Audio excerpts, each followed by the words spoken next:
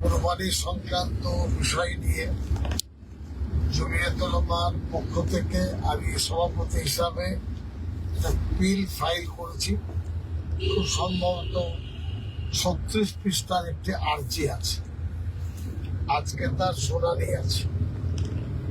কলকাতা হাইকোর্টের মহামান্য প্রধান বিচারপতি সুজয় পাল মহাশয়, অন্য আরেকজন বিচারপতি পার্থ সারথী শেখ, প্রধান বিচারপতির ইজলাসে এর শুনানি হবে। এক সপ্তাহ ধরে এই কোরবানি সংক্রান্ত বিষয় নিয়ে আমরা খুব হেডেক এবং খুব চিন্তার মধ্যে আছি। সিনিয়র আইনজীবী হিসাবে বিকাশ রঞ্জন ভট্টাচার্যকে আমরা এনগেজ করছি। তার সাথে দুবার আমার বৈঠক হয়েছে। সেই সাথে অ্যাডভোকেট প্রসূন কুমার দত্ত আছেন, senior advocate. Advocate Imtiaz Belal আছেন।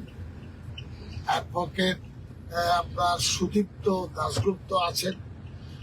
এরপরে আপনার দুজন মহিলা আইনজীবী আছেন। এই নিয়ে 8 জন আইনজীবীকে আমরা এনগেজ করছি। ব্যয়বহুল হওয়া সত্ত্বেও আমরা আল্লাহর ভরসায় ঝুঁকি নিয়েছি। আইন ব্যবস্থার প্রতি আস্থা থাকাটাই স্বাভাবিক। আমরা আশা রাখি সুবিচার পাব। কলকাতা হাইকোর্টের মহামান্য প্রধান বিচারপতির ইজলাসে